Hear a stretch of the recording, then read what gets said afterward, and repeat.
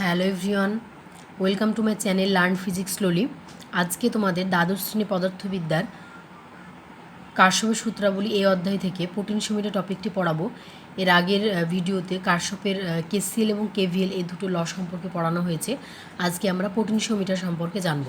তাহলে এখানে দেখো, পোটেনশিওমিটার লেখা দেখে বুঝতে পারছি লাস্টে লেখা আছে কি মিটার, অর্থাৎ এটা কোনো একটা কিছু পরিমাপ করতে সাহায্য করে।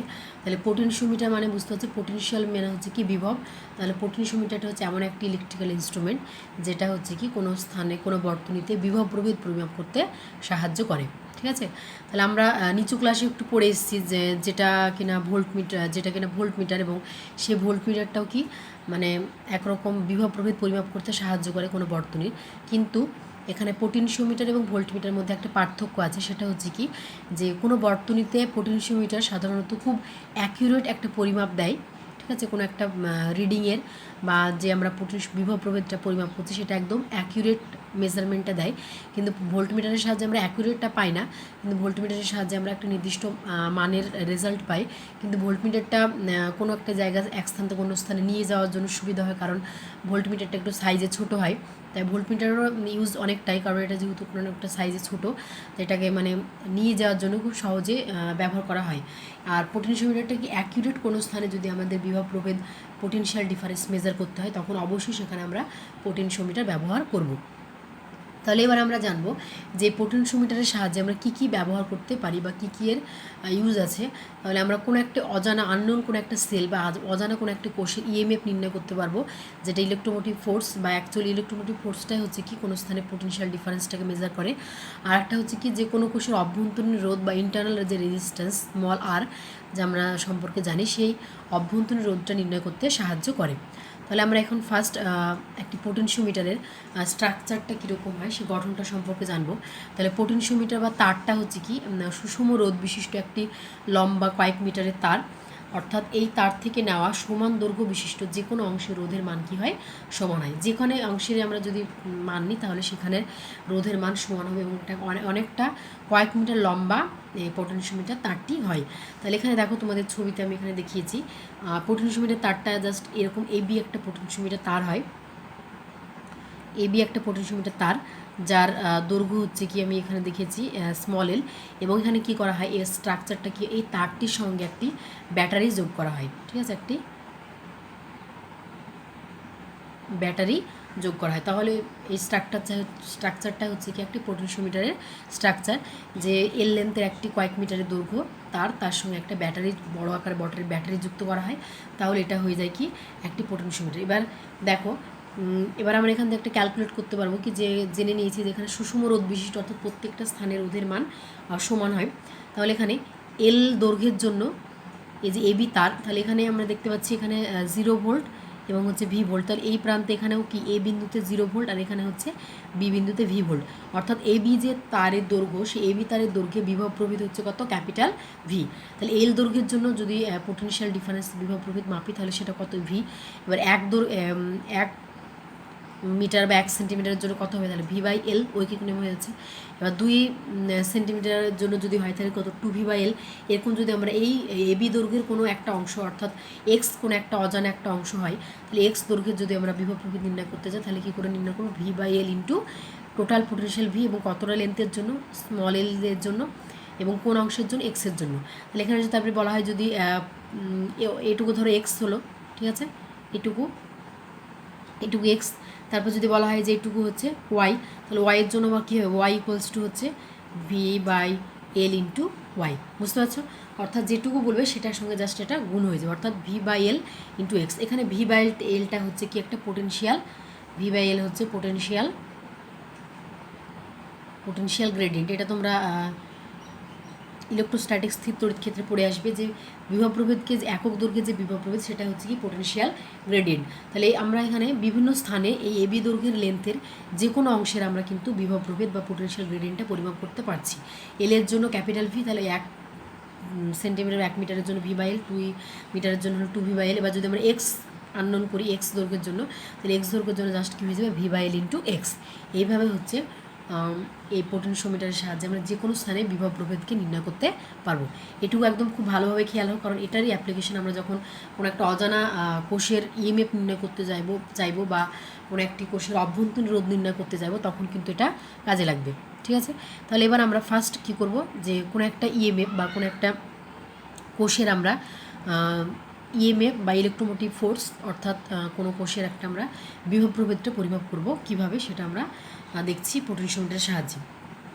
তাহলে এখানে দেখো, এটার জন্য আমাদের একটু কনস্ট্রাকশনের পরিবর্তন হবে। কীরকম, এখানে দেখো, তাহলে আমরা আগে ফার্স্ট কী করলাম, এই যে একটা এবি একটি পোটেনশিওমিটারের তারের দৈর্ঘ্য। ওকে, এবি হচ্ছে একটি পোটেনশিওমিটার তারের দৈর্ঘ্য, সে তারের দৈর্ঘ্যটা মনে করলাম আমরা এল। ঠিক আছে, পোটেনশিওমিটার তারের দৈর্ঘ্য হচ্ছে স্মল এল, এবং এই পোটেনশিওমিটার তারের সঙ্গে একটা ব্যাটারি যুক্ত করা হবে, এটা আমরা আগেই জানলাম পোটেনশিওমিটারের স্ট্রাকচারের ক্ষেত্রে। এরপর এখানে কি করব, আমরা যে আননোন সেলটার ইএমএফ নির্ণয় করব বা পোটেনশিয়াল ডিফারেন্স নির্ণয় করব, সেটাকে আমরা একসঙ্গে কানেক্ট করতে হবে। তাহলে আমরা কী করলাম, দেখো এই এবি দৈর্ঘ্যের তারের সঙ্গে আমরা একটা ইএমএফ কানেক্ট করেছি, যেটার হচ্ছে কি একটা অভ্যন্তরীণ রোধ আছে স্মল আর। ওকে, এবার আমরা কি করলাম, এই ইএমএফের সঙ্গে আমরা একটা গ্যালভানোমিটার যুক্ত করেছি। গ্যালভানোমিটারের কাজ আমরা এটাও তোমরা পড়ে এসছো, তো এই আগের অধ্যায়ে তড়িৎ প্রবাহ মাত্রা অধ্যায়ে, যে গ্যালভানোমিটার কি কোনো স্থানে প্রবাহ মাত্রা পরিমাপ করতে সাহায্য করে। গ্যালভানোমিটারের সাহায্যে আমরা কোনো স্থানে বিভব কারেন্ট আছে কিনা কোনো বর্তনীতে, সেটা জানতে আমরা গ্যালভানোমিটার ব্যবহার করি। তাহলে এখানে তার জন্য আমরা কি করলাম, এই ইএমএফের সঙ্গে এই সেলের সঙ্গে আমরা একটা গ্যালভানোমিটার যুক্ত করলাম, তার সঙ্গে একটা জকি রাখা হয়েছে। জকি হচ্ছে এমন একটা যন্ত্র যেটার সাহায্যে আমরা এবি যে দৈর্ঘ্যের এখানে তার দেওয়া আছে, সেই তারে আমরা যে কোনো স্থানে আমরা এই জকির সাহায্যে আমরা যে পৌঁছাতে পারি, এখানে পৌঁছতে পারি, এখানে পৌঁছতে পারি, এখানে পৌঁছতে পারি। এটা যন্ত্রের সাহায্যে আমরা তারের সমস্ত জায়গায় মানে ঘোরাঘুরি করতে পারি এবং ঘুরে ঘুরে দেখতে পারি যে কোন স্থানে মানে নাল পয়েন্ট, অর্থাৎ কোন স্থানে কারেন্টের মান শূন্য। ঠিক আছে, তাহলে এখানে জি হচ্ছে কি গ্যালভানোমিটার, যেটা কারেন্ট কোনো বর্তনীতে কারেন্ট আছে কিনা সেটা দেখতে সাহায্য করে। যদি কারেন্ট বর্তনীতে থাকে তাহলে কী হবে, গ্যালভানোমিটারের মধ্যে যে কাঁটাটি থাকে সেটা অটোমেটিক নাড়াচাড়া করবে। আর যদি ওই বর্তনীতে কোনো স্থানে কারেন্ট না থাকে তাহলে কী হবে, ওই গ্যালভানোমিটার কোনো বিক্ষেপ দেখাবে না, অর্থাৎ ওই কাঁটাটি একটি স্থানে স্থির থাকবে। এর সাহায্যে আমরা বুঝতে পারবো, গ্যালভানোমিটার যদি নড়ে তাহলে বুঝতে পারবো যে বর্তনীতে কারেন্ট আছে, আর যদি কাঁটাটি না নড়ে এক জায়গায় স্থির থাকে তাহলে আমরা বুঝতে পারবো যে সেখানে কোনো কারেন্ট নেই। তাই গ্যালভানোমিটারের ইম্পর্টেন্সটা খুবই একটা বড় সার্কিটের ক্ষেত্রে।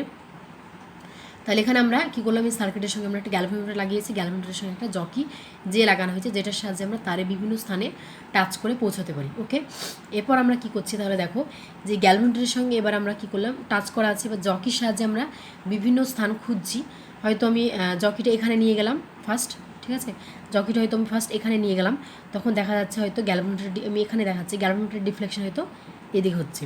ঠিক আছে, তারপরে হয়তো আমি জকিটাকে আমি এখানে নিয়ে গেলাম, তখন হয়তো দেখা যাচ্ছে গ্যালভানোমিটার ডিফ্লেকশন এইদিকে হচ্ছে। ওকে, তাহলে এইভাবে নাড়াচাড়া করে এদিক ওদিক করতে করতে করতে মোটামুটি আমি দেখলাম যে এই স্থানে সাপোজ এই সি যে অংশ পয়েন্টটা দেখতে পাচ্ছ, সি বিন্দুতে আমি দেখতে পেলাম কি যে গ্যালভানোমিটারের মধ্য দিয়ে কোনো ডিফ্লেকশন হচ্ছে না, অর্থাৎ গ্যালভানোমিটারের কাঁটা পুরো একটা স্থানে স্থির আছে। অর্থাৎ গ্যালভানোমিটারের যে কাঁটাটা নড়ছিল বামে ডানে, সেটা এমন একটা আমরা বিন্দু চুজ করলাম জকির মাধ্যমে, যে বিন্দুতে কি দেখা যাচ্ছে যে গ্যালভানোমিটার কোনো রকম কাঁটাটে বিক্ষেপ দেখাচ্ছে না, অর্থাৎ কাঁটাটি একটা স্থানে স্থির আছে। কাঁটাটি যেহেতু একটা স্থানে স্থির আছে, তখনই আমরা এখান থেকে কী কনক্লুড করতে পারছি যে হচ্ছে সেখানে আমাদের নাল পয়েন্ট, অর্থাৎ সেখানে কোনো রকম কারেন্ট নেই, অর্থাৎ সেই বিন্দুর জন্যই ওই বর্তনীতে কোনো রকম কারেন্ট থাকবে না। এবার যখনই আমরা গ্যালভানোমিটারে দেখতে পাচ্ছি কি নাল পয়েন্ট, তখন আমরা দেখতে পাচ্ছি, তাহলে কি বলতে পারবো এখান থেকে, যে সেই স্থানে কারেন্টের মান কি শূন্য। বোঝা গেল নিশ্চয়ই গ্যালভানোমিটারের কাজকে। তাহলে আমরা জকির সাহায্যে নাড়িয়ে দেখলাম যে জাস্ট সি বিন্দুতে মনে করছি আমরা গ্যালভানোমিটারের কাঁটাটি নড়ছে না, এক স্থানে স্থির আছে। তাহলে যদি কাঁটাটিটা যদি না নড়ে তাহলে কি আমরা এ থেকে কী বলতে পারি, যে সেই বর্তনীতে কোনো রকম কারেন্ট নেই, I=0। ওকে, তাহলে এবার এখানে দেখো, তাহলে I=0 যদি 0 হয় তাহলে কি এখানেও এই পুরো এই বর্তনীতে পুরোটাই কি এই যে বর্তনী আমরা দেখতে পাচ্ছি, তাহলে এখানে আবার এখানে দেখো 0, এখানে ব্যাটারি 0-র সঙ্গে এখানেও কি 0, তার মানে এখানেও 0 ভোল্ট, এখানেও 0 ভোল্ট, আবার এখানে কি ভি ভোল্ট, এবং এখানে হচ্ছে কি ভি ভোল্ট। তাহলে এখানে আমরা দেখতে পাচ্ছি এই যে স্থান, এইটুকু অংশ, এইটুকু স্থান এবং এইটুকু স্থান। এবার এখানে দেখো কারেন্ট মানে আমরা কি জানি, V=IR। ঠিক আছে, তাহলে কারেন্ট কখন শূন্য হবে? যখন দুই প্রান্তের বিভব প্রভেদের মান সমান হবে। যখন দুই প্রান্তের বিভব প্রভেদের মান সমান হবে তখনই কি সেই স্থানের কারেন্টের মান আমরা 0 পাবো। তাহলে আমরা এখান থেকে দেখতে পাচ্ছি কি যে এসি, এই যে এসি এবং পিকিউ অবশ্যই তাহলে কী হবে, যেহেতু এই বর্তনীতে কারেন্ট 0, তা আমরা অবশ্যই বলতে পারবো কি যে এসি এবং পিকিউ অংশে বিভব প্রভেদের মান কি সমান। দুই স্থানে বিভব প্রভেদ যখনই শূন্য হবে তখনই সেখানে আমরা কারেন্ট পাবো না, কারণ বিভব প্রভেদ যদি না থাকে, যদি হাই ভোল্টেজ এবং লো ভোল্টেজ না থাকে তাহলে তো আধান ফ্লো করবে না, কারণ আধান ফ্লো করে সবসময় কি হাই থেকে লোয়ের দিকে, তবে কি আমরা কারেন্ট পাই। তাহলে এবার এখানে যদি দুই স্থানের বিভব প্রভেদ সমান হয় তাহলে সেখানে আমরা কোনো রকম কারেন্ট পাবো না। তার জন্য এখানে কি হচ্ছে, আমরা লিখতে পারি কি যে এখানে দেখো তাহলে জি শোজ নো ডিফ্লেকশন, মানে গ্যালভানোমিটারটাকে এখানে শো করবে কি যে কোনো রকম ডিফ্লেকশন নাই, এবং এখানে আমরা সি বিন্দুটাকে নাল পয়েন্ট হিসেবে খুঁজে পেয়েছি। তাহলে আমরা এখানে এই শর্তটা কাজে লাগাবো যে হচ্ছে ভিএসি সমান হচ্ছে ভিপিকিউ, বুঝতে পারলে?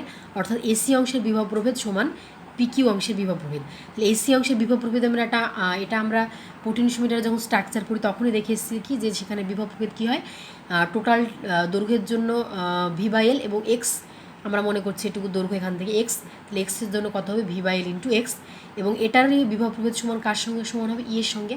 তাহলে আমরা লিখতে পাচ্ছি ভি/এল ইন্টু এক্স ইকালস টু ই, অতএব ই ইকালস টু ভি/এল ইন্টু এক্স। এটাই হচ্ছে কি অজানা কোনো একটা ইএমএফ বা অজানা কোনো একটা কোষের তড়িৎচালক বল বা ইএমএফের মান, ই ইকালস টু ভি/এল ইন্টু এক্স। এখান থেকে যদি কোনো তোমাদের নিউমেরিক্যাল দেয় তাহলে হয়তো বলবে যে এক্সের কোন মানের জন্য, এখানে তোমাদের হয়তো ই এর মান দেওয়া হলো, ভি এর মান দেওয়া আছে, এবং পোটেনশিওমিটার তারের দৈর্ঘ্য ধরো দেওয়া আছে এল ইকালস টু 1 মিটার বা 100 সেন্টিমিটার। তাহলে কতটা দূরত্বে আমরা গ্যালভানোমিটার কোনো ডিফ্লেকশন পাবো না।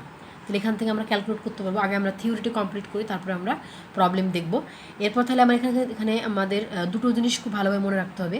ফার্স্ট হচ্ছে কি, এখানে যে আমরা দুটো ব্যাটারি দেখতে পাচ্ছি, এই দুটো ব্যাটারির পোলারিটি অর্থাৎ মেরু কিন্তু একদম পুরো সেম হতে হবে। যদি মেরু বা পোলারিটি সেম না হয় তাহলে কিন্তু ঘটনাটা পুরো বিগড়ে যাবে, মানে পুরো উল্টো হয়ে যাবে। অর্থাৎ এখানে আমাদের লক্ষ্য রাখতে হবে যে এই যে ব্যাটারি সেল দুটো লাগাচ্ছি, এর নেগেটিভের মেরুর সঙ্গে আমাকে নেগেটিভ মেরু রাখতে হবে, এর পজিটিভের সঙ্গে আমাকে পজিটিভ রাখতে হবে, তবেই এখানে কারেন্ট ফ্লো করবে, তবে আমরা এখান থেকে এই ই এর মানটা পাবো ভি/এল ইন্টু এক্স। আরেকটি কথা, কিন্তু ব্যাটারির ইএমএফকে অবশ্যই সেলের ইএমএফের থেকে বেশি হতে হবে। অর্থাৎ আমাদের সাপ্লাই যে ব্যাটারি, এখানে এই ব্যাটারির ইএমএফ কিন্তু অবশ্যই সেলের ইএমএফের থেকে বেশি হতে হবে, কারণ এখানে যে ভোল্টেজ সেটাই তো এখানে কি শো করবে। এবার এখানে যদি ধরো 10 ভোল্ট আর এখানে হচ্ছে 12 ভোল্ট, তাহলে তো এখানে কারেন্ট যাবে না, তাই না? তার জন্য কি অবশ্যই ব্যাটারির ইএমএফকে সেলের ইএমএফের থেকে বেশি হতে হবে। এই দুটো পয়েন্ট কিন্তু তোমাদেরকে মনে রাখতে হবে। তাহলে আমরা ফার্স্ট পয়েন্টটা পেয়ে গেলাম যে আমরা কোনো একটা পোটেনশিওমিটারের সাহায্যে আমরা অজানা কোনো একটা সেলের ইএমএফ নির্ণয় করতে পারলাম। এরপর আমরা কোনো একটি কোষের অভ্যন্তরীণ রোধ নির্ণয় করব, ঠিক আছে?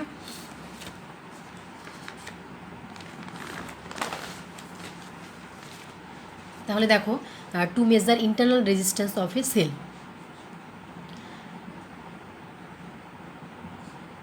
তাহলে দেখো এখানে এটা একটা ব্যাটারি, ঠিক আছে? এটা একদম ফার্স্ট স্ট্রাকচারটা একদম পোটেনশিওমিটারের মতোই। এবি এল দৈর্ঘ্যের একটি পোটেনশিওমিটার তার, যার সঙ্গে একটা ভি ভোল্টেজের ব্যাটারি কানেক্ট করা আছে। এরপর হচ্ছে আমরা কি করলাম, এর সঙ্গে একটা আননোন কোষ ইএমএফ যুক্ত করা হয়েছে যার অভ্যন্তরীণ রোধ আর, এবং এর সঙ্গে একটা রোধ যুক্ত করা হয়েছে বহির্বর্তনীতে, এবং এর সঙ্গে একটা চাবিকে যুক্ত করা হয়েছে, এবং এর সঙ্গে একটা গ্যালভানোমিটারের সাথে জকি আমরা পেয়েছি। এবার এখানে দেখো আমাদের দুটো কন্ডিশন হবে যখন আমরা কে চাবিটাকে ওপেন করব। এবার আমরা জানি কি, যদি কোনো একটা বর্তনী ওপেন হয়, মুক্ত হয়, তাহলে কি তার মধ্যে দিয়ে কোনো কারেন্ট যায় না। আর একবার হচ্ছে আমরা করব যখন কে চাবিটা ক্লোজড। তাহলে আগে ফার্স্ট আমরা দেখি, যখন কে ওপেন তখন নাল পয়েন্ট আমরা খুঁজে পাবো অ্যাট এ ডিস্টেন্স L1, ঠিক আছে? তাহলে যখন আমরা চাবিটা ওপেন করে দিয়েছি তার মানে কি এটা একটা ওপেন সার্কিট, তাই এর মধ্যে দিয়ে কোনো কারেন্ট যাবে না। তাই এখানে আমরা দেখতে পাচ্ছি I ইকুয়ালস টু 0। তাহলে আমরা সেই নাল পয়েন্টটা বিন্দুতে কত দূরত্ব খুঁজে পেয়েছি, L1 দূরত্ব খুঁজে পেয়েছি।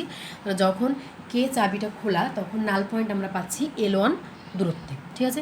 তাহলে L1 দূরত্ব যদি পাই তাহলে সেম একই নিয়মে আমরা করব কি, দুই স্থানে বিভব প্রভেদ, অর্থাৎ এখানে যদি আমরা নাম দিই এ সি, অর্থাৎ এই স্থানের বিভব প্রভেদ এবং এই স্থানের বিভব প্রভেদ কি সমান, তাহলে সেই শর্তে আমরা আগের নিয়ম থেকে লিখতে পাচ্ছি ভি/এল ইন্টু স্মল L1 ইন্টু সমান হচ্ছে ই, অর্থাৎ ই ইকুয়ালস টু আমরা পাচ্ছি ভি/এল ইন্টু L1।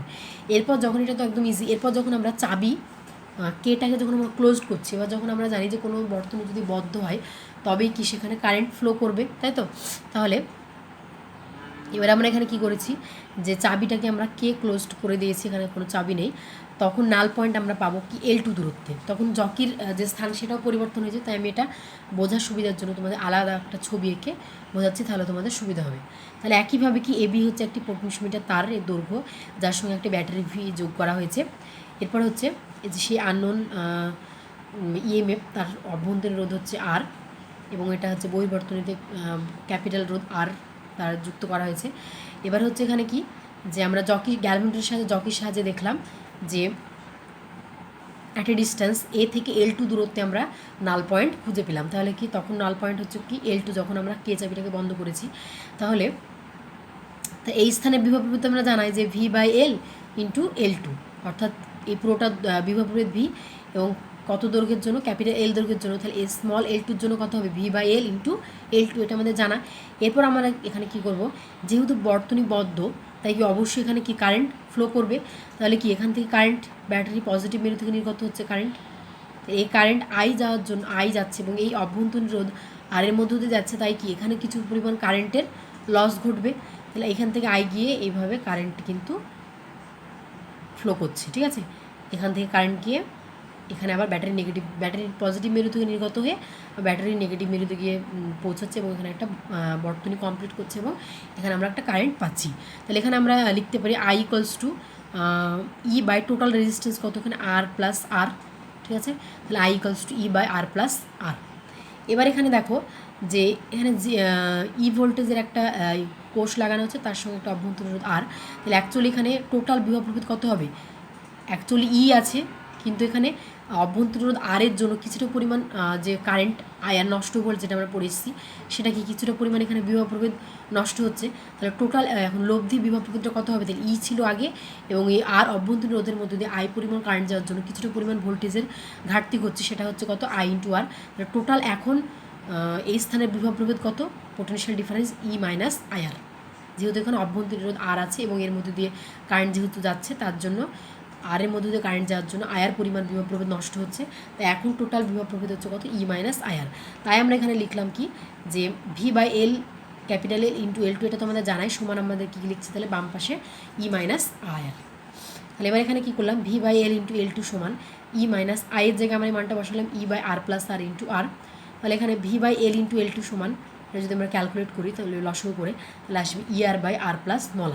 এবার আমরা কী করবো, 1 নম্বর ইকুয়েশন এবং 2 নম্বর ইকুয়েশন, এই যে এটা 1 নম্বর ইকুয়েশন এবং হচ্ছে 2 নম্বর ইকুয়েশন, এই দুটোকে আমরা ভাগ করে যদি উভয় পক্ষ ভাগ করি, তাহলে আমরা দেখতে পাচ্ছি, ফার্স্ট ভাগ করছি, ভাগ করলে আমরা এখানে পাচ্ছি L1/L2 = R প্লাস R/R, বা R দিয়ে আমরা ভাগ করছি, তাহলে 1 প্লাস R/R = L1/L2, বা R by small r by capital R = L1/L2 - 1, অর্থাৎ small r = R into L1/L2 - 1। তাহলে এখান থেকে আমরা কোনো একটা কোষের অভ্যন্তরীণ রোধের মানও কিন্তু নির্ণয় করতে পারলাম। এখানে তোমাদের থিওরিগুলো প্রমাণ আসবে কি, এখান থেকে থিওরি জাস্ট একটা প্র্যাকটিস করবে, এখানে তোমাদের সার্কিটটা ভালোভাবে বুঝতে হবে, বর্তনীটা, যেন তোমরা এখান থেকে অঙ্ক করতে পারো, ঠিক আছে, যে কীভাবে আমরা ভোল্টেজটা ইকুয়েট করছি একটার সঙ্গে আর একটা। তাহলে তোমরা এইভাবে যদি পড়ো, তাহলে কি তোমাদের যে এখান থেকে যে নিউমেরিক্যাল প্রবলেমগুলো আছে সেগুলো কিন্তু সলভ করতে সমস্যা হবে না। তাহলে তোমাদের দেখি যে কয়েকটি উদাহরণ, মানে তোমাদের কয়েকটি অঙ্ক।